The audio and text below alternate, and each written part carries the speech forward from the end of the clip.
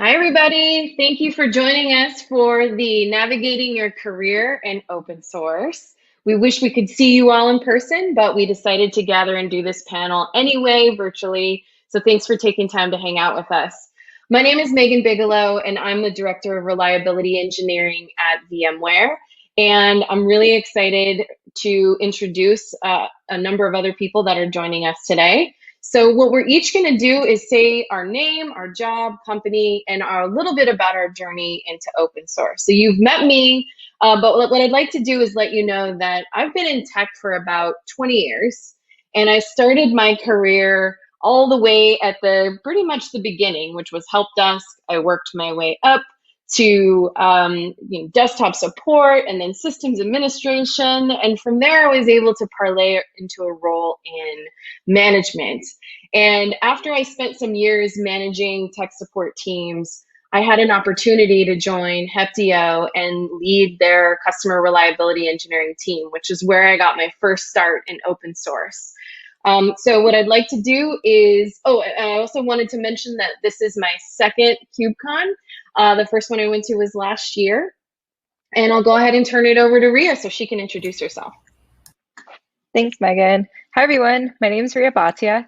I used to work for Microsoft as a program manager, and I started out as an intern there through the Explorer program and then PM internships.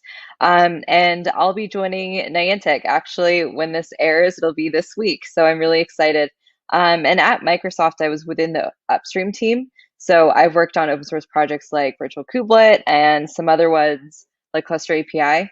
And this will be, I think, my sixth KubeCon. So that's kind of crazy. Faz, do you want to go next? Thank you, Ria. Hello, everyone. I'm Faz Sadeghi. I'm a specialist solution architect at Red Hat. I started my career journey similar to Megan, actually. I started with technical support. Then throughout the years, I got into Linux system administration, IT consulting, and pre-sales. And that's the path that has taken me here today, where I work at Red Hat. This is my second KubeCon. First time I had the opportunity to be there in Austin 2017, and I'm really happy to be here now. I'd like James to go next, please. Thanks very much. Yeah, I'm James Munnelly. I'm based out of the UK. I think this is, I had to count earlier, I think this is actually my 8th KubeCon. The first one was back in London, so yeah, it's quite a long time ago then, and only a handful of people. Yeah, I have been working at JetStack for the last 3.5 years or so, where I've built alongside a team of others, the Cert Manager project, which is for managing TLS certificates in Kubernetes clusters. Right now, I'm in the process of moving to a new job. So yeah, and yeah, over to you, Rachel. Hi, I'm Rachel Leekin. I'm a Kubernetes field engineer at VMware. I'm located in New York. I'm also in the area of Megan. I work alongside with her team. I started VMware about over a year ago. And before that, I was at IBM as a cloud architect, a cloud consultant, a cloud engineer. So I've basically been in the cloud space most of my career. This is my first KubeCon, so I'm super excited for this. And my journey in open source is just when I started here at VMware, I got involved with my team and they really pushed open source. So my first commit was actually a couple of months ago with OPA. All right, thank you, Rachel and everyone. So we're going to kick off this panel by talking a little bit about what important things happened to us that helped us get to where we are today. So as many do when they're planning a panel, they spend a lot of time hanging out with the panelists. So we've had a ton of great conversations leading up to this important day. And I've gotten to know everyone in the panel quite well. It's really exciting. So I'd like to first ask Rachel to tell us a little bit about her journey from IBM and what was one of the things that was so critical to get her going. Thanks, Megan. So I started straight out of school at IBM, not really sure exactly what I want to do, but I got a great opportunity to join a new team where they allowed us to explore different opportunities and roles. And I ended up going down the cloud architect tech path first. And what really got me to where I am now is I was able to shadow someone for months, sit with them every day on calls, work through architectural diagrams with them. And it was just really a great experience that I don't think you can get now during the COVID times, but before, just having someone with you every day and who has 20 years of expertise in that industry. So that's really what got me on this path to where I am today. And Faz, why don't you tell us a little bit about your experience with maybe some non-traditional mentorship from some of the things that you found online? Maybe people didn't even know that they were mentoring you, especially important in COVID times. Absolutely. Yes, that's right. So I didn't have the privilege of having a physical mentor. I never worked in a position that I could have a structured mentorship program. So that meant that any projects that I got involved with and any new problems that I faced, I was kind of being thrown at the deep end, and I was on my own having to find a way up.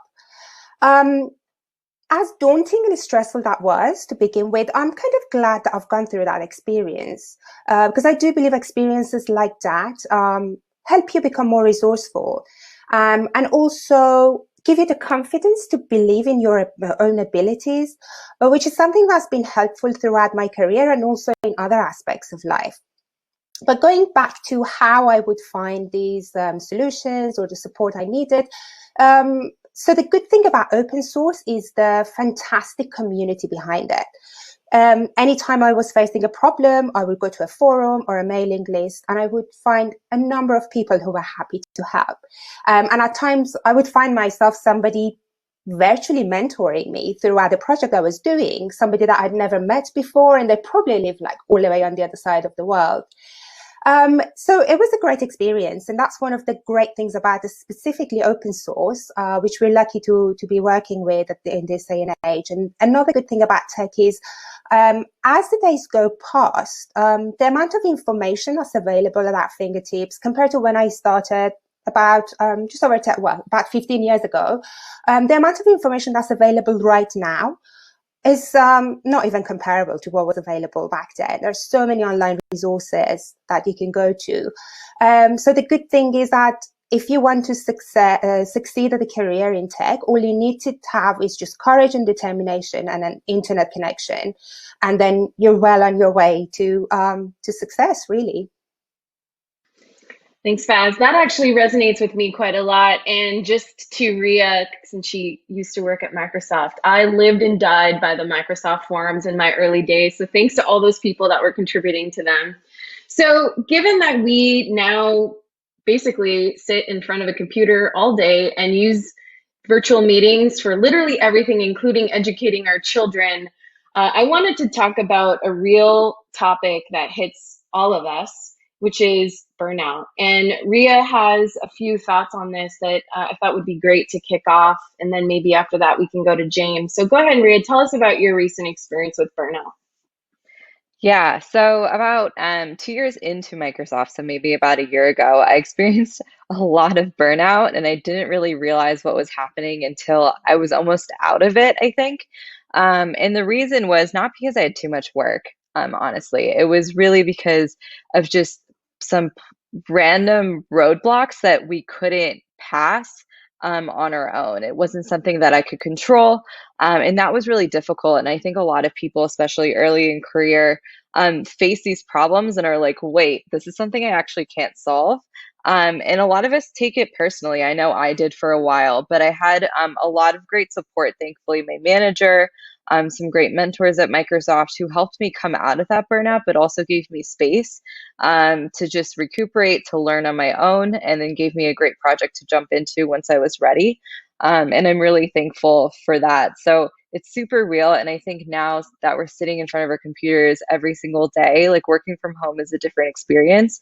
And now we're exhausted from just listening to the news, from just living day to day and thinking about, oh, wait, did I catch the virus? Or did my family members? And I think that's very real. And yeah, I'm not sure, but I'm wondering also how you guys, or James, how you guys have been dealing with burnout or just the day to day. I don't know if that was the next question, but. Yeah, I mean, I think it's like a lot of what you say there resonates. It's very difficult to recognize. And I know when we talked about this a few days ago, it was like you know you don't really ever know if you've got burnout, and then all of a sudden you're like, wow, I like really don't want to actually do anything. And yeah, you feel like you want to go outside and do things because you've just got to get away from this, but then you also end up feeling like, you know, you're just exhausted, and actually it's just easier just to stay in. So I think it can be really hard. And yeah, I mean, personally for me, I think what with a project like Cert Manager as well, I've poured a lot of time and effort into that. And I guess it's very easy, and I think I haven't really got an exact piece of advice, because I think it's very easy to lose track of things like that and just get really involved in it and really engrossed. And I think really what it comes down to is it's not at any point, you're not going to feel like it's a bad thing. You're going to be enjoying yourself and whatever else, but you start to realize that it's kind of the only thing that's on your mind. And I think that can be really like that's a bit of a warning sign. If that's something that's just constantly there, you know, your phone's going off, you're looking at that all the time. And yeah, it's very important to try and almost just 5:30, you know, turn it off, walk away, and actually just go do something else. And that's a lot easier said than done. I know that's like, yeah. Faz, what do you do to help with burnout? Any tips? Well, my experience is slightly different to what you just described because I was traveling like crazy just before the lockdown. So I found this time to be quite nice and calming. I sleep in my own bed. I can have an exercise routine again. So it's kind of been nice to begin with, but I think it's started to get to me now. But the things I normally do, that things that I've developed throughout the years, throughout the you know, lockdown burnouts, been like things like going for a run, just getting outside and going for a walk. I find that very, very helpful. And the other thing that I found tremendously helpful is meditation. I just try to just meditate every day. When I start my day, set my intention and meditate. I don't have to be a monk to do that, only like 10 minutes or even 5 minutes every day, just focusing on breathing. I found that to be really, really helpful. Awesome, thank you. And I know, Rachel, you have a special show that you watch or two that helps you kind of deal with burnout or any process this COVID. You want to share what you do?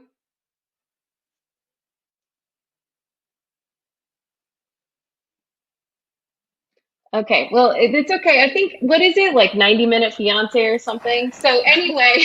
90-day fiance, yes. 90-day fiance. All right. Well, Rachel, are you back with us? I am. Can you all hear me? Yes. Yeah. Okay. Yes, I do have a show, but I just picked up a new show, like as of like last week. So it's something about matchmaking. I can't remember the whole title, but it's on Netflix. So that's my new burnout relaxation show. That's awesome. Thank you.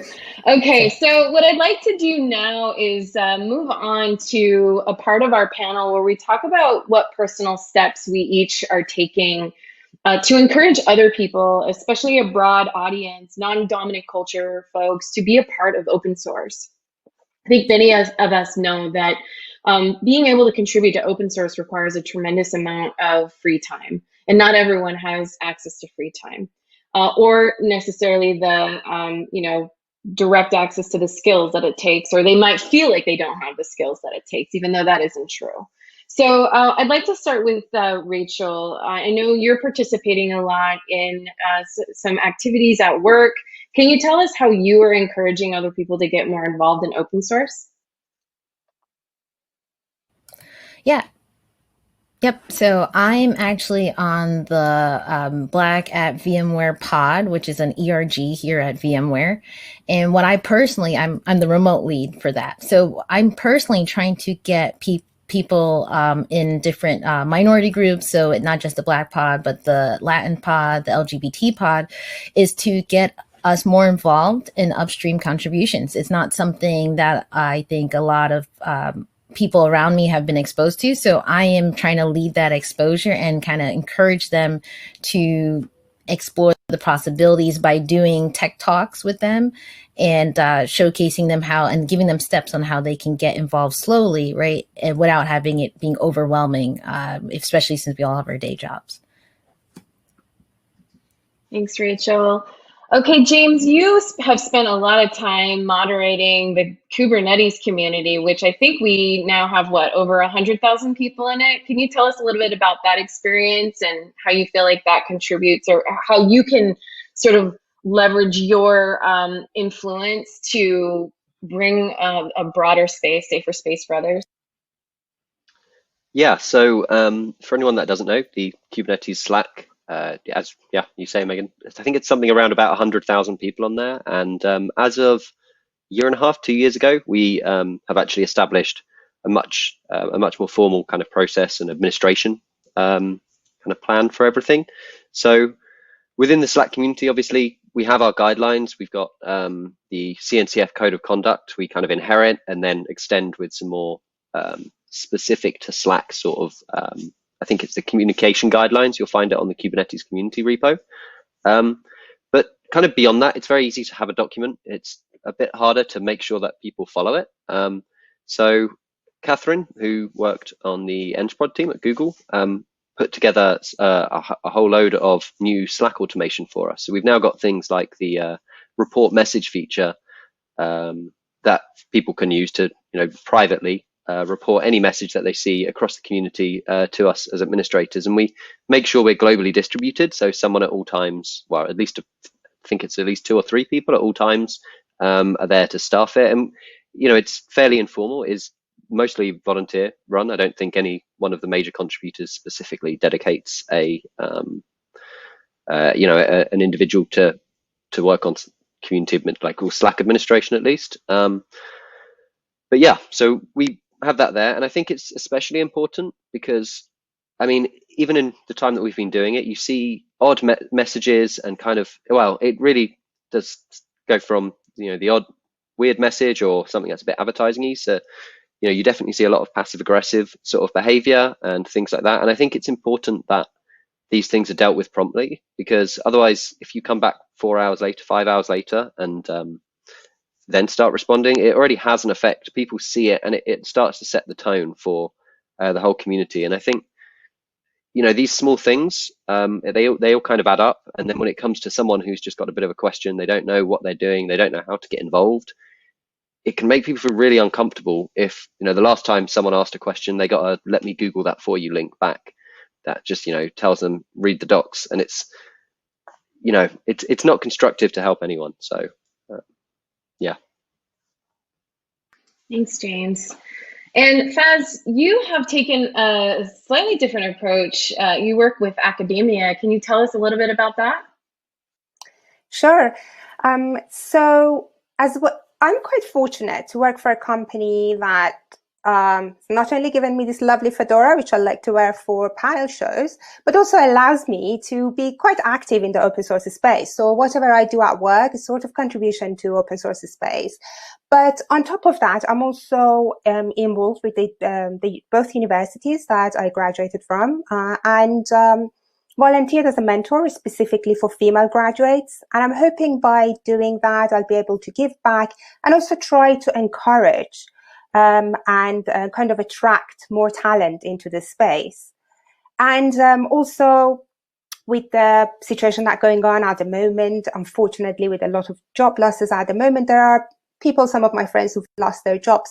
So whoever that comes to me and we talk about it, I just encourage them to learn coding. I was like, you know what, if you want a career for life, go learn coding, and to get involved, the best ways to get involved with open source projects. So I'm just like a walking advertise machine for open source contribution right now.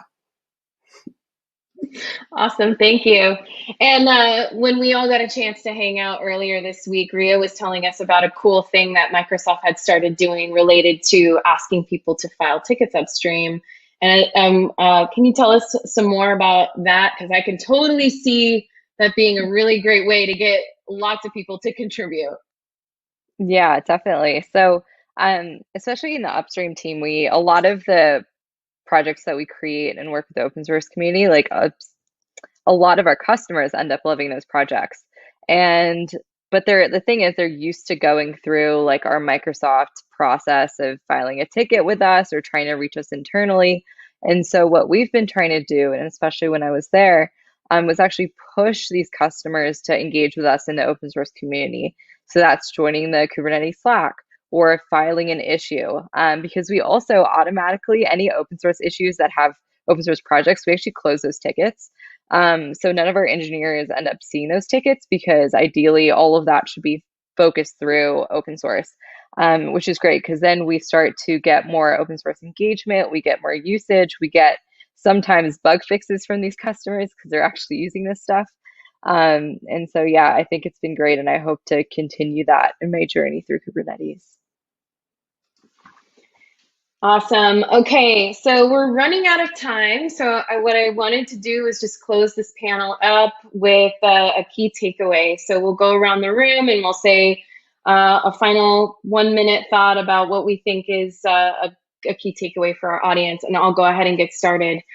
So as I mentioned at the beginning of this panel, I'm a hiring manager, and my role as a hiring manager is to obviously bring people into my team. And that's a very important and huge responsibility. So my call out is to other folks who are responsible for teams, big and small, to consider your role as a hiring manager a strong and important duty and responsibility to the broader community. And you can do this by ensuring that you have put systems in place to bring about a broader set of candidates into your pipelines, to encourage people to apply, to ensure that that as a manager, you are reflecting on your own decisions. I have lots of ideas of how to do it, but the reality is that it can really start with very brass tacks, simple steps that can have extremely tremendous and positive impact. And especially working for the part of VMware that's responsible for bringing in talent to work on open source or to be involved in the open source community, I feel like it's my duty to take that role seriously. Okay, Rachel, would you like to say your key takeaway? Sure. For me personally, I think that you should just, no matter what your skill set is, just to look for something and try to make a contribution. It could be very small. So it could be something that is, you saw a spelling error in the documentation, right? It doesn't have to be something that's on the issues list, right? It could be something you were just reading through it. You saw an error, you want to open up an issue and then you try to fix it yourself, right?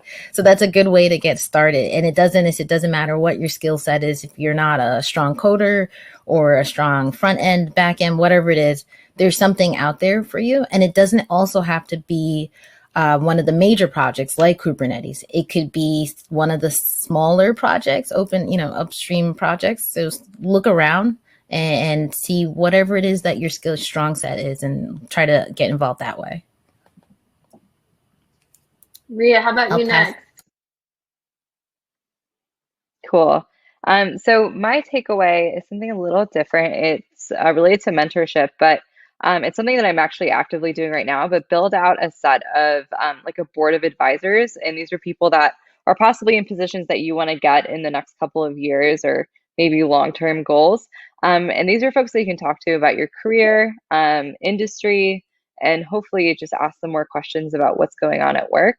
And yeah, so I would highly encourage you to do that. And it's really easy through open source to meet so many different people through different companies. And I think that's been so special that I've now gained mentors across different companies through open source. How about you, Faz? And then James? Yeah, so it's real life. So no matter what stage of our career we're at, we're going to face setbacks, whether we like it or not. My advice would be, if you're facing a problem, do not lose the faith in yourself, and also don't forget who you are. I believe nobody should feel that they have to change in order to fit into a career in tech. That should not be there. So believe in yourself and stay authentic. Yeah, and I guess my takeaway, I think I'd almost split it into two. On one side, it's kind of as someone who might have more experience in an open source project, I think it's very important to make sure that you're kind of like self-aware and aware of how the words you say, whilst they may be like factually correct or technically the best thing to do, you need to be aware of like how you're conveying that and who you're talking to, and sort of if you need to write a big wall of text explaining like, oh no, this is wrong because this, that, and the other, maybe consider not writing a huge wall of text and actually communicating with them to help them understand, because they like that contributor may have gone and copy and pasted a big bit of code and dropped it in and just got it working, and that is a useful contribution. They're sharing what they need, their requirements, their everything like that. But sometimes it does take a bit of work to do it, and I think that can help really build out and strengthen a community. And then on the other side, as someone coming along to a new project, it's like, I think one of the things for me at least, I think have helped me to communicate with other people who have more experience is to go through and actually make very clear where I don't understand things. So just taking a look at your own pull request and going through and just adding a note saying like, I'm actually not sure if this is correct, and just highlight these areas, because it can be very difficult to know why something did end out that way, on both sides of that, as a maintainer or as a contributor. So yeah, I think. Thank you. All right, folks, this is the end of our panel on navigating your career in open source. Thank you for spending time with us, and hopefully we'll see you all again at a future KubeCon. Have a good time. Thank you. Thank you. Thank you.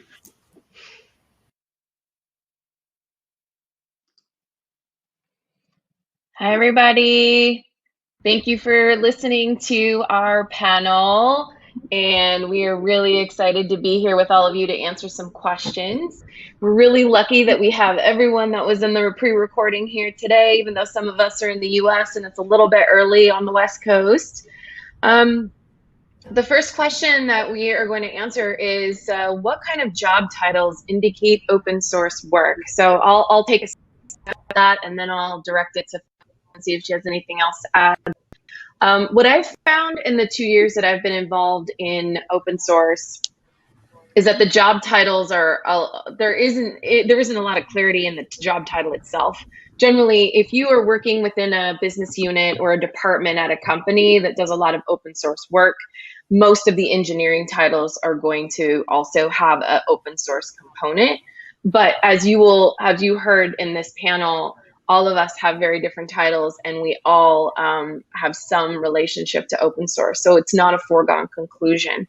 So what I would recommend is during the hiring process, doing your research in terms of the companies and the business units within those companies, what those groups' names are, and try to align yourself with roles that are open in those groups. Faz, do you have anything to add to that?